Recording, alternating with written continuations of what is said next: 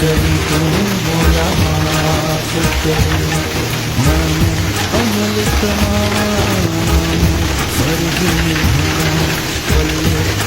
कोई ना जब सोचा शर्मा तेरी जान